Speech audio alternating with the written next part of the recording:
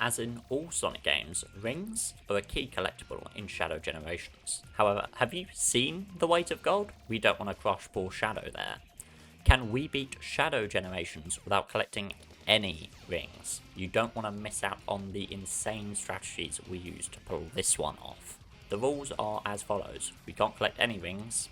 That's it. We start off jumping over the first set of rings on the grind rail. This is relatively easy as we can just air boost over them or double jump. Something we immediately need to take note of is that we cannot recharge our boost as we need rings to do so. I thought this would mean we'd have to be quite conservative with our boost, but I also completely forgot that boost resets to full after each respawn and death. Oops. For the beginning, it's relatively easy as Act 1 is a fully 3D stage. We reach a cross path, and while we can do an insane jump to skip the rings on the rail, as we do anyway, there's a much easier and simple route through these platforms. We just need to make sure we dodge the rings, obviously. We walk around yet more rings on these anti-gravity platforms and reach the tunnel where we have to ride the lower rail and jump over the spring. Next up comes the introduction to Chaos Control, which we can jump and walk around these rings. We reach a spring and get launched into rings. We cannot move while in this state from the dash ring, and there are no alternative paths, so we just make our own. That spring is only required in quotation marks. The actual way through is by doing a blind air dash, line it up like this and dash forward, and we will be at a much further point in this level, skipping the spring and the required rings. We proceed to punch a bullet back into a cannon and move into the second half of this stage. While grinding, we jump off this rail and perform a homing attack onto the spring to avoid the rings, and we do that twice. We proceed to meet Black Doom, who sends us into Radical Highway, which is alright until we find this problem: a homing attack chain to a rail filled with rings. You see the problem. The gap is far too long to air dash or to simply just jump over the rings. I was thinking of air dashing and bouncing off the enemies, but this is the Forces engine, so that doesn't really, work. It took the best part of 20 minutes, but we did create a strategy. If we jump once and then do the homing attack chain and immediately air dash and double jump at the last second to reposition onto the rail, we can just barely make it. Do not do what I did and immediately grab rings after, out of habit. After all that pain, the final stretch is pretty easy. Just avoid the dash rings when we're sliding down the building. Well, that was tough, but we did do it. So I think we can totally...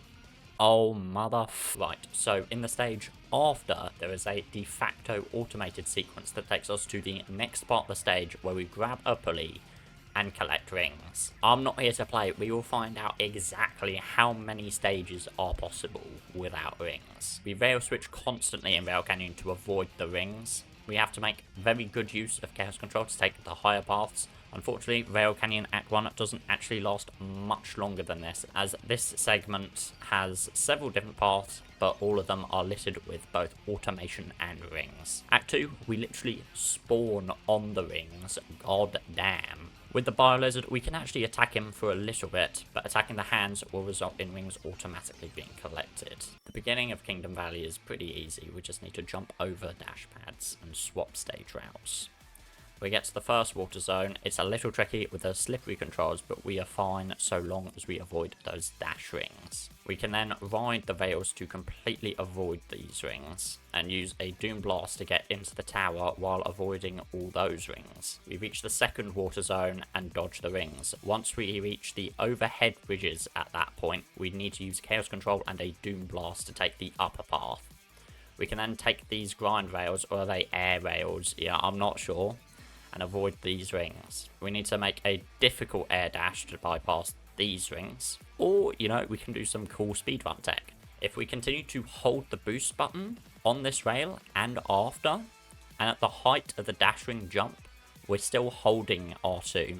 Use Chaos Spear repeatedly, we can maintain our forward momentum, and then air dash, and then again continue to use Chaos Spear. We will keep the momentum throughout all of it, and then double jump, and we will be at the top of the tower, skipping all of that stuff. The rest of the stage in contrast is pretty easy. We just need to be slow and careful. Just don't do what I do and accidentally get a ring capsule.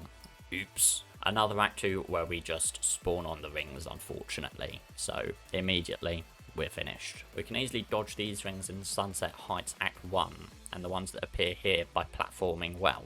Unfortunately, it doesn't really matter as we're forced after to use dash rings and collect rings, and there isn't really any way to make this jump without those dash rings. Yet another stage that we spawn on rings. Now with Chaos Island Act 1, we are able to quite easily dodge the rings at the beginning of this level. However, just as quickly, we are stopped at a zip wire littered with rings, which we are unable to avoid. I tried boosting off the geometry, but the ledges are just far too high. Oh, at long last, an Act 2 where we don't spawn on rings. So long as we time our stomps correctly, we can get past these platforms. This next jump is very close, but we can make it with a well-timed air dash and double jump.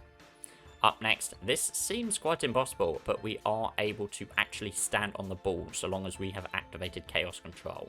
We need to time this perfectly so that we can jump from the ball onto the platform and then jump over these rings.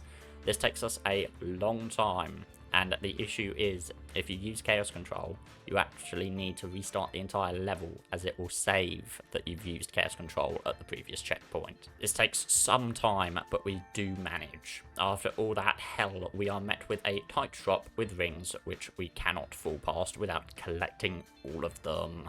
Yikes. We can dodge the rings on the floor as Mephiles is a fully 3D boss fight. Instead of air dashing to dodge the lunges he does, we can just sidestep to save the boost. We can deal quite a bit of damage to him until we get locked out.